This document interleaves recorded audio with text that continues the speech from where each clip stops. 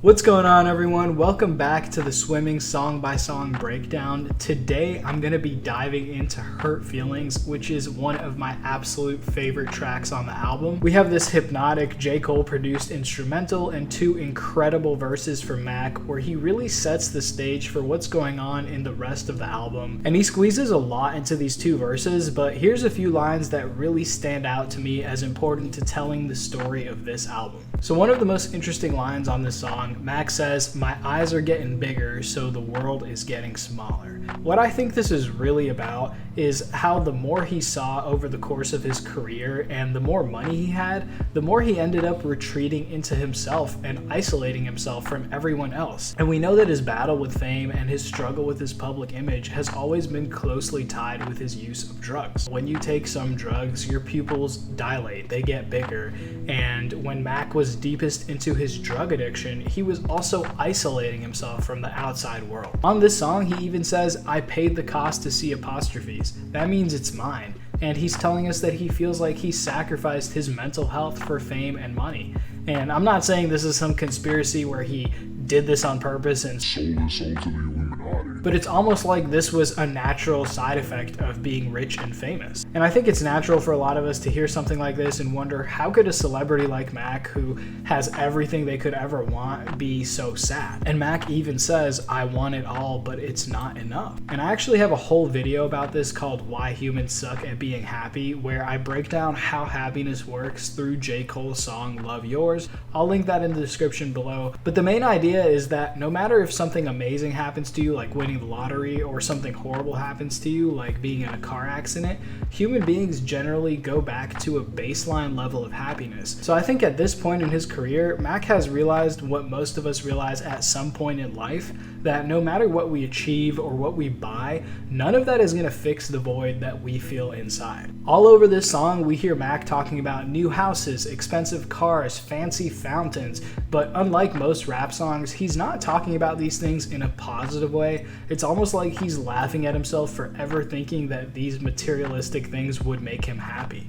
And something that's so special about Mac's music is that he's so incredibly self-aware. He's admitting all of his mistakes to us, but at the same time, on this album, we also hear him lying to himself and battling with that inner voice that's urging him to give in to his impulses. He even says, "Don't fuck around and be a victim of your pride. Why you lying?" And here he's basically calling himself out for lying to himself about his addiction and admitting that if he keeps doing that, he's only putting himself at more risk. He says, "Driving with my eyes closed, missing all the signs," and that he's listening to Whitney while he drives, which is a reference to being on cocaine. And this touches on his car accident where he crashed while driving under the influence, and he even told Zane Lowe that this was a massive wake-up call for him when he realized that he wasn't actually invincible. I lived a certain life for 10 years and faced almost no real consequence. But it was the best thing that could have happened. I needed that. I needed to run into that light pole and have the whole thing stop. And this takes us to the chorus where Mac says that he isn't the same anymore. And then he says, "You don't know what you're missing, shame on you."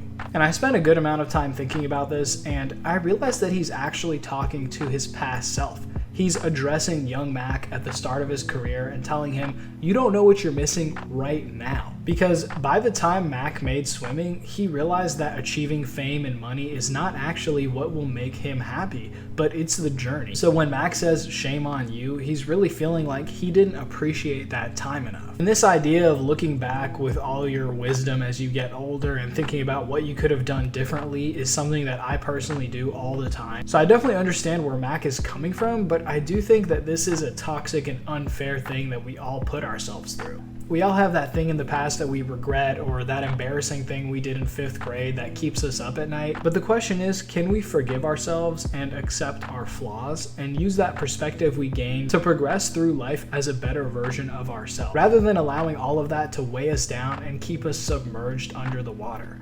can we start swimming? And as corny as it sounds, that self-acceptance and bravery to keep striving despite all our anxieties and insecurities, that's what the concept of swimming is all about. So what I want you to do right now is subscribe and turn on notifications, because in the next video, I'm gonna be breaking down track 3 from the album. If you haven't seen my other swimming breakdowns, check out the playlist right there. The first video goes into all of the Easter eggs hidden on the swimming album cover, which completely blew my mind when I first found out about them. And if you've been eyeing this Mac poster behind me, I partnered with the artist to get you a discount off this and so much more hip hop inspired art. So check the link in the description, and always remember, don't trip.